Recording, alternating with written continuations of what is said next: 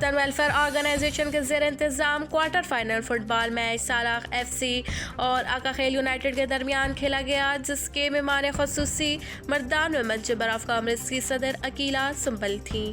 دونوں ٹیموں نے سخت مقابلے کے بعد آقا خیل یونائٹڈ نے 4 سے جیت کر ٹرافی اپنے نام کر دی۔ آخر میں آرگنائزیشن کے صدر محمد خان اور مہمان خصوصی عقیلہ سنبل نے آقا خیل یونائٹڈ کو فٹ بال میچ جیتنے پر مبارکباد پیش کی۔ عقیلہ سنبل نے کہا کہ اس طرح کھیل کے میدان آباد کرنے پر محمد خان کے کاوشوں کو سراہا۔ انہوں نے مزید کہا کہ اس طرح ایونٹ منعقد کر کے نوجوان نسل کو بہت سی برائیوں سے بچایا جا سکتا ہے اور ویمن چیمبر آف کامرس ہر میدان میں آپ کے ساتھ ہوں گے۔ دانیال خان، بدلون نیوز، مردان۔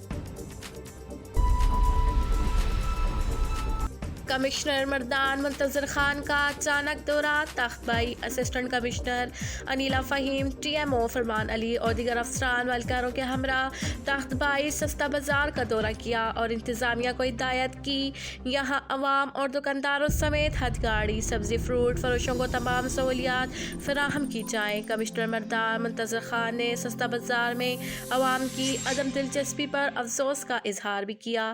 کمشنر مردان نے تخت بائی سلاٹر ہاؤس کا بھی دورہ کر کے معائنہ کیا، جہاں انہوں نے صفائی کی ناگفتہ بحالت پر TMA کی کارکردگی پر عدم اطمینان کا اظہار کیا اور ایڈمنسٹریٹر TMO فرمان علی کو سخت جھاڑ پلاتے ہوئے سلاٹر ہاؤس میں روزانہ کی بنیاد پر صفائی اور انتظام درست کرنے کا حکم دیا۔ خالد خان، بدلون نیوز، تخت بائی۔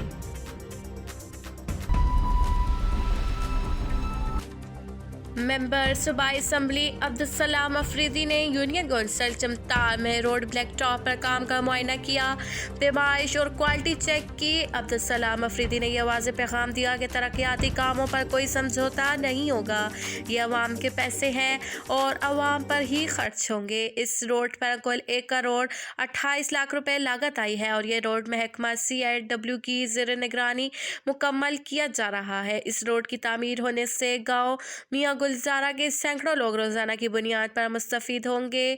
کئی ادوار سے نظر انداز ہونے والا میاں گلزارہ روڈ کو بنتے دیکھ کر اہلیان میاں گلزارہ کے عوام نے عبدالسلام افریدی کا شکریہ ادا کیا اور اس احسن اقدام پر خراج تحسین پیش کیا۔